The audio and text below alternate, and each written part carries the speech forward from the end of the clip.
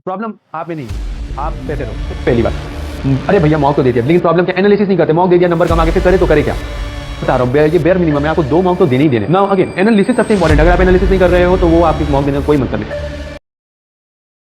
आप सभी का स्वागत है विद्या हाईटेक नई सी वीडियो में। मेरा नाम विनीत गुप्ता। मेरा नाम है ओमकार। हम है first year BSM student at आइजर Pune. आज की वाली वीडियो में हम डिस्कस करने वाले हैं how to manage boards and IISER aptitude test 2026।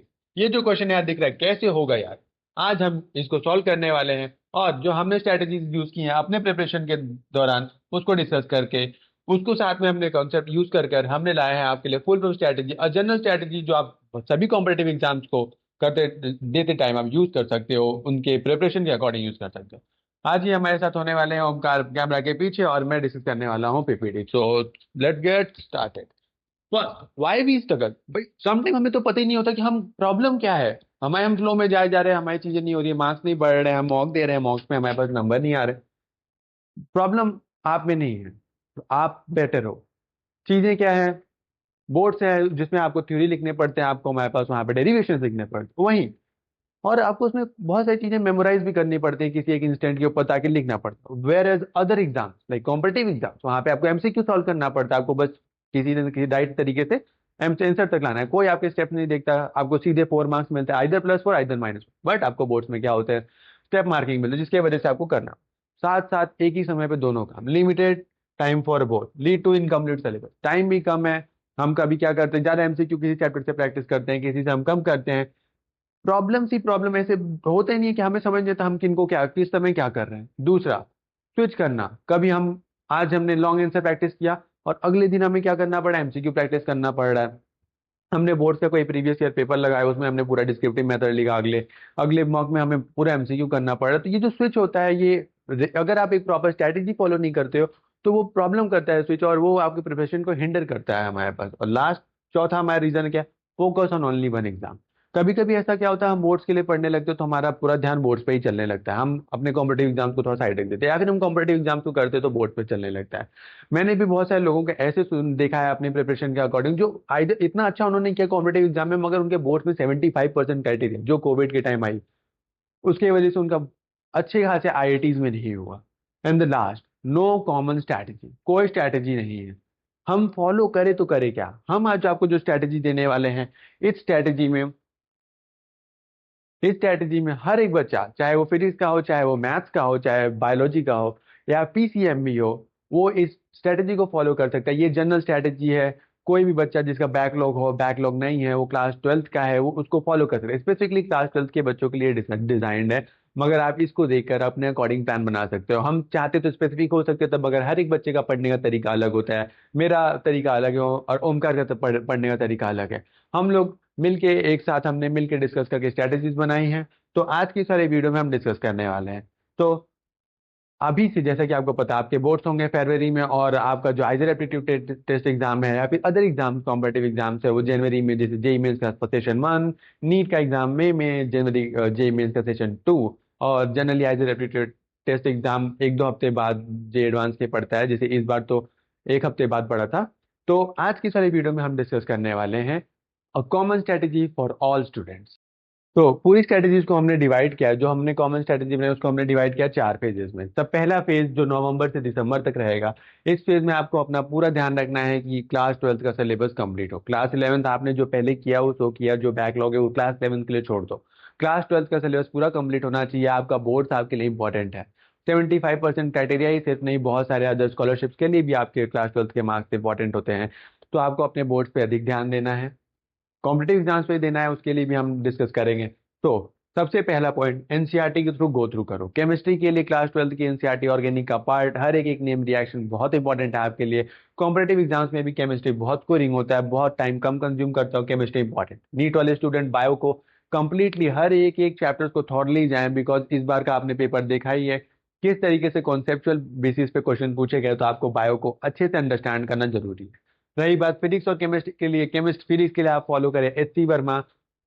JEE वाले बच्चे उसके ऊपर भी जा सकते हैं हेरोडोप तक, और अगर आपको ज्यादा उस पर कॉन्फिडेंस आ रहा है तो आप DC पांडे और अदर बुक्स को प्रेफर कर सकते हैं। मगर सबसे ज्यादा इंपॉर्टेंट आपके लिए है कि आप इस तरीके से अपने कॉन्सेप्ट को स्ट्रॉन्ग करें ताकि आपको एमसीक्यू और डिस्क्रिप्टिव में प्रॉब्लम ना आए। आपको एमसीक्यू के क्वेश्चंस को एंड में सॉल्व करने हैं बोर्ड्स के बाद, जो हम डिस्कस करेंगे, मगर आपको डिस्क्रिप्टिव मेथड जैसे कि कुछ कुछ डेरिवेशंस होते हैं, इलेक्ट्रोस्टैटिक चैप्टर्स के आप देखोगे तो कुछ कुछ हमारे पास डायपोल के फॉर्मूला, इलेक्ट्रिक फील्ड के डेरिवेशंस होते हैं, उन सब चीज़ों में आपको थोड़ी थोड़ी प्रैक्टिस करते रहना है।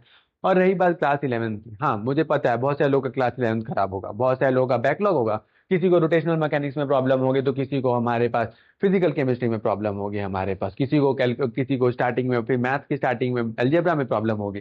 आपको अगर आपको बहुत ज़्यादा बैकलॉग है तो आप वीकली वाइज कुछ कुछ चैप्टर्स को डिवाइड करो और उसको आप कंप्लीट करो।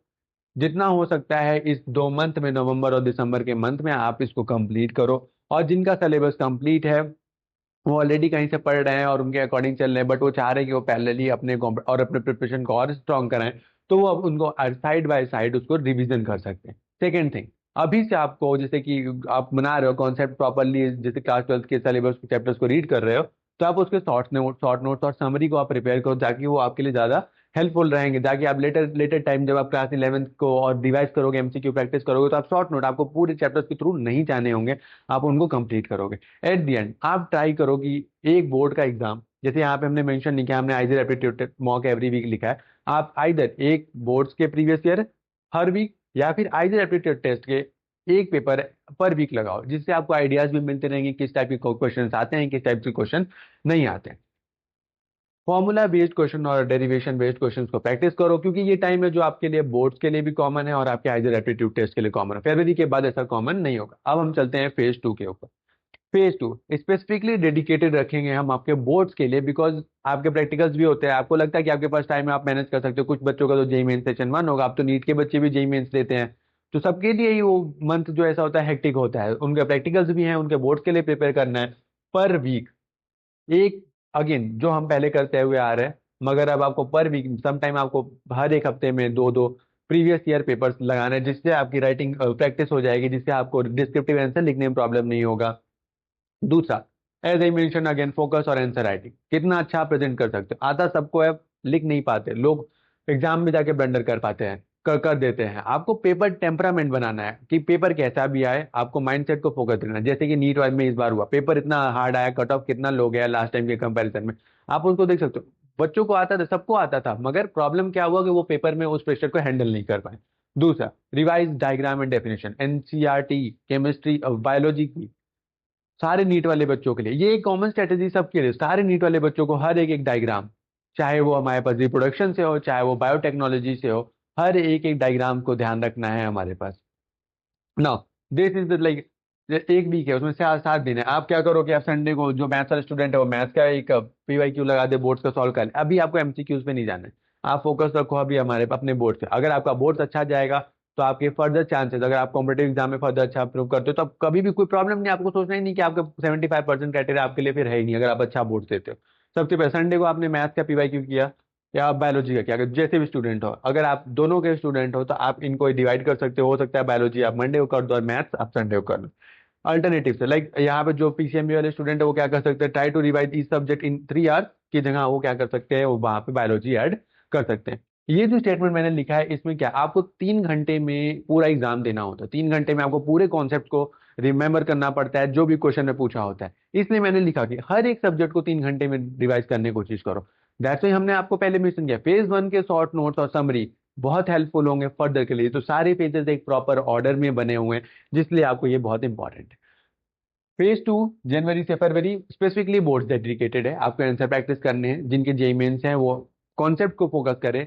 सेशन 1 सिंपल आता है एज कम्पेयर टू सेशन 2, तो उसमें आपको प्रैक्टिस जरूरी है। आप बीच में आप क्या कर सकते हो, जेई मेंस के मॉक देना स्टार्ट कर सकते हो, टेस्ट सीरीज सॉल्व करना स्टार्ट कर सकते हो। बट फेज 2 और फेज 1 आपस में इंटरलिंक्ड है, आपको ध्यान देना है कि आप फेज 1 की चीजों को कंप्लीट करोगे तो आपको फेज 2 में जाने में बहुत आसानी होगा। अब हम मूव करते हैं फेज 3 में। फेज 3 एक ट्रांजिशन फेज होगा, जिसमें आप क्या करोगे, अपने क्लास 11 के कॉन्सेप्ट के थ्रू अगेन गो थ्रू करोगे। और एमसीक्यू ट्रांजिशन फेज क्या, आप अब क्या कर रहे हो, आपने क्या आंसर राइटिंग की प्रैक्टिस की थी, आपने अपने बीच में एमसीक्यूज की भी प्रैक्टिस की थी अपने फेज 1 में।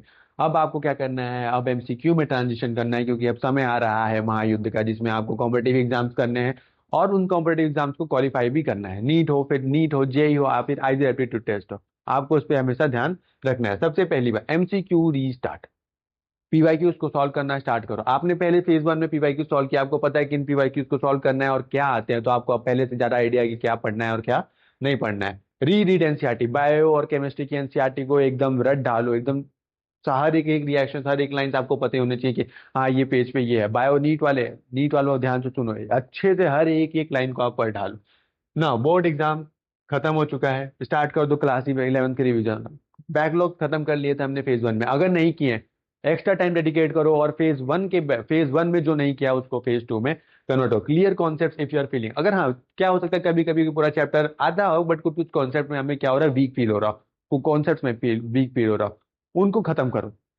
इनको खत्म करने का सबसे अच्छा तरीका है जितने क्वेश्चंस लगा सकते हो लगाओ। क्वेश्चन जितने लगाओगे पता चलेगा हाँ ये वीक है वो वीक है। अगर आप प्रॉपर फॉलो करते हो तो बहुत चीजें कमी कमी चीजें आपको पता चलेंगी जिसमें आप वीक, उनको कंप्लीट करो। हर एक फुल मॉक एवरी टाइम, चाहे वो जेईई मेंस का हो, नीट का हो, आईजी एप्टीट्यूड टेस्ट का हो। आईजी एप्टीट्यूड टेस्ट का अगर आप बाकी एग्जाम्स को भी टारगेट कर रहे हो तो आप आईजी एप्टीट्यूड टेस्ट का एग्जाम अपने नीट के या जेईई मेंस के एग्जाम के बाद भी प्रिपेयर कर सकते हो, बट आपको फोकस करना है क्योंकि आईजी एप्टीट्यूड कर रहे हो तो आपसे फिजिक्स के भी क्वेश्चन, जेई के भी आधे पार्ट उसमें हो जाते हैं और नीट के भी पार्ट हो जाते हैं। क्वेश्चंस कंप्लीटली अंडरस्टैंडिंग बेस्ड होते हैं, कोई क्वेश्चन रिपीट नहीं होता, कोई पैटर्न रिपीट होते हैं, types of question sometime repeat होता है बट कॉन्सेप्ट जिस तरीके से चेक करते हैं वो आपके, वो दोनों का एक टाइप का मिक्सचर होता है, वो आपके लिए कंप्लीटली बेनिफिशियल होगा अगर आप आइजर एप्टीट्यूड टेस्ट के मॉक देते हो और आप अपने स्पेसिफिक एग्जाम से रिलेटेड भी मॉक दे सकते हो। सबसे पहली बात, अरे भैया मॉक तो दे दिया लेकिन प्रॉब्लम क्या, एनालिसिस नहीं करते। मॉक दे दिया, नंबर कम आ गए, फिर करे तो करे क्या, नंबर बढ़ेंगे कैसे? टॉपर्स क्या करते हैं, टॉपर्स 3 घंटे में मॉक देते हैं और 3 घंटे से ज़्यादा टाइम इन्वेस्ट करते हैं उसके एनालिसिस में। उन्होंने गलती क्या की, कौन से चैप्टर पॉइंट्स उनके वीक थे। एनालिसिस को 3 पार्ट में, कौन सा सब्जेक्ट वीक है, फिजिक्स केमिस्ट्री मैथ बायोलॉजी, चारों में जो भी सब्जेक्ट आपका वीक है आप उस पर ध्यान रखो। अब सब्जेक्ट तो पता चल गया, अब चैप्टर पता करो कौन सा चैप्टर बायोटेक्नोलॉजी नहीं आ रहा है, मोलिकुलर बेसिस नहीं आ रहा है, या मैट्रिक्स डिटर्मिनेंट के प्रॉब्लम, या कैलकुलस क्वेश्चन गलत कर रहे हो, उस चैप्टर को फिगर करो। Is just like a mess piling the onion, onion के अंदर जाते रहो, प्याज के छिलके निकालते रहो, जो जो प्रॉब्लम हर एक टॉपिक के अंदर सब टॉपिक्स होंगे। सब्जेक्ट फिगर आउट किया, चले जाओ चैप्टर्स के ऊपर, चैप्टर्स के अंदर कौन सा ऐसा टॉपिक है जिसमें आप प्रॉब्लम फेस करें। जब आप ये आइडेंटिफाई करना स्टार्ट करोगे आपके लिए चीजें आसान होगी, आपको पता चलेगा कि ये मेरे ज्यादा वीक्स जिनको आपको पहले नहीं पता था। मूव करते हैं फेज 4 के ऊपर। मार्च और अप्रैल में बहुत लोग के जेईई मेंस के एग्जाम होंगे, तो वो उसको इस अकॉर्डिंग में अपने अकॉर्डिंग आप दो। हम आपको स्पून फीडिंग नहीं करा रहे, हम आपको एक तरीका बता रहे किस तरीके से आप सोच पाओ और अपने लिए प्लान कर पाओ। ये जो स्ट्रैटेजीज है, ये इन जनरल स्ट्रैटेजीज है, कोई भी फॉलो कर सकता है, इनका यूज करके खुद से बना सकते। ध्यान देना क्या है, फेज 1 में क्लास 12th का सिलेबस 100% कंप्लीट होना चाहिए। 11th के बैकलॉग हैं उन्हें कंप्लीट करो, डाउट्स हैं किसी सब कॉन्सेप्ट में वीकनेस उसको खत्म करो। फेज 2 में क्या करना है, आपको अपने बोर्ड्स के लिए ज़्यादा करके ध्यान देना है क्योंकि बोर्ड्स अच्छा गया तो कोई भी प्रॉब्लम नहीं है, फर्दर अदर स्कॉलरशिप्स के लिए भी बहुत बेनिफिशियल होता है, जैसे इंस्पायर स्कॉलरशिप के लिए, जिसके बारे में हम आपको आने वाले टाइम में बताते रहेंगे। फेज 3 में आपको ट्रांजिशन करने एमसीक्यू है। आपने अब आपका बोर्ड्स खत्म हो चुका है, कुछ लोग के बोर्ड्स क्या होते हैं मार्च में के एंड तक चलते थे, कुछ ऐसे सब्जेक्ट होते हैं, बट आपको उसमें अब ट्रांजिशन करना स्टार्ट करना है क्योंकि अब पार्ट आपका धीरे धीरे खत्म हो रहा है। नाउ चलते हैं last and the final phase 4 IAT exams के लिए कोर। अप्रैल में आपने जेईई मेंस दे दिया, बहुत लोगों ने नीट भी दे दिया क्योंकि फर्स्ट वीक ऑफ मे में ही नीट हो जाता है। जो एडवांस के लिए फोकस्ड है उन्हें एडवांस के लिए पढ़ते रहना है। आईजी एप्टीट्यूड बायोलॉजी पे उनको ज़्यादा ध्यान रखना है क्योंकि अगर वो जे एडवांस के लिए क्वालिफाई कर रहे हैं तो उनके physics chemistry math up to certain level तो ठीक रहती है, तो उनको लास्ट में अगर वो पीवाईक्यू प्रैक्टिस करते हैं एक्सटेंसिव ज़्यादा प्रैक्टिस करते हैं तो उनके लिए अच्छा होता है। ध्यान देने की यहाँ पे बात क्या है कि फेज 4 में, सॉरी ये कुछ एरर है, फेज 4 में हमारे पास आईआईटी के लिए क्या करना है, हर एक वीक 2 मॉक। अगर आप नीट के स्टूडेंट हो, आप फर्स्ट वीक ऑफ मे में खाली हो जाते हो, उसके बाद आपके 2 से 3 हफ्ते पड़ते हैं हर एक। ये तो मैं बहुत मिनिमम बता रहा हूँ, ये बेयर मिनिमम है, आपको 2 मॉक तो देने ही देने। जो आपने फॉर्मूला शीट्स बनाए थे फेज 1 में उसका अगेन यूज़ करना है, उसको आप फेज 1 के जो फॉर्मूला शीट्स है उनको आपको चेंज करते रहना, अपडेट करते रहना, जिससे आप नई नई चीज़ें, नए नए क्वेश्चन सॉल्व करते हो। नाउ अगेन एनालिसिस सबसे इंपॉर्टेंट है। अगर आप एनालिसिस नहीं कर रहे हो तो वो आपकी मॉक देने का कोई मतलब नहीं। एनालिसिस में करना क्या होता है, फिर मैंने बताया सबसे पहले आपको चैप्टर पकड़ना है, चैप्टर के अंदर जो टॉपिक नहीं है, सब्जेक्ट के अंदर चैप्टर के अंदर जो टॉपिक नहीं है उसको डिस्कस करना है। सबसे पहले गो थ्रू द सोल्यूशन, जो भी लिखा है सोल्यूशन उसको लिखो, समझ नहीं आ रहा है सोल्यूशन को समझो, फिर उनके कॉन्सेप्ट को क्लियर करो। हाँ इसमें ये कॉन्सेप्ट रोटेशनल मैकेनिक्स के क्वेश्चन नहीं आ रहे हो, या फिर हमारे पास सेंटर ऑफ मास के क्वेश्चंस नहीं हो रहे तो उनको आपको क्लियर करना है। उस पर्टिकुलर टॉपिक से पूरा चैप्टर पढ़ने का समय उस समय नहीं है। इस फेज में अगर आपको पूरे चैप्टर पढ़ने का समय है तो आपको चैप्टर पढ़ने से ज़्यादा हर एक कॉन्सेप्ट को, जो ट्रेंडिंग क्वेश्चन है उनको क्लियर करने पे ध्यान देना। दूसरा बात, क्वेश्चन रीट्राई करो। जो क्वेश्चन गलत हुए उनको दोबारा लिखना जरूरी है। क्वेश्चन को एक पॉइंट पे आता है कि अब आपको करना पड़ता है, आपको क्या करना पड़ेगा, उनको क्वेश्चंस को रीट्राई करना वो। एंड लास्ट, एनालिसिस नोटबुक, जो आखिरी में मेंशन, मगर ये आपको एनालिसिस नोटबुक अपने फेज 1 से, जब से आप मॉक लगाना चालू कर रहे हो तब से आपको कंटिन्यू करना है। हमने चारों फेजों को, फेज 1 जिसमें आप अपने 12th के सिलेबस को कंप्लीट कर रहे हो, फेज 2 में बोर्ड्स पे स्पेसिफिकली ध्यान रख रहे हो, फेज 3 में ट्रांजिशन कर रहे हो, और फेज 4 में फाइनल अपना आईजेर एप्टीट्यूड टेस्ट के एग्जाम के लिए हार्डकोर महायुद्ध कर रहे हो अपने आप से। तो जैसा कि आपने देखा, हमने चारों फेजेस को डिस्कस किया। इस वीडियो को हम यहीं एंड करते हैं। ये जनरल स्ट्रैटेजी मुझे हो करता हूँ आप सभी के लिए यूजफुल होगी। आपका कोई सजेशन नेक्स्ट वीडियोस के लिए आप कमेंट में बता सकते हैं। इस वीडियो को एंड करता हूँ एक कोट के साथ, that success doesn't come from what you do occasionally, it come from what you do consistently. हमने जो भी फेजेस में बातें की हैं, फॉर्मूला शीट के लिए, एनालिसिस नोटबुक्स के लिए और 1 पेज नोट्स के लिए, आप इनको कंसिस्टेंटली करेंगे। क्योंकि हम अपने प्रिपरेशन कर रहे थे, हमने भी ऐसे प्रॉब्लम्स, कभी मार्क्स नहीं आ रहे हैं, हम कभी बहुत डाउन फील, बहुत लो फील कर रहे थे, मगर हमने और हमारे पीयर ग्रुप ने, हमारे पेरेंट्स ने हमें सपोर्ट किया। आप जब भी सैड फील हो, अपने पेरेंट्स, अपने फैमिली, अपने फ्रेंड्स ग्रुप से बात करें और बने रहें, उन्हें गिव अप मत करें, क्योंकि लाइफ कब चेंज लाए किसी को नहीं पता होते। आज की वाली वीडियो में यही एंड करते हैं।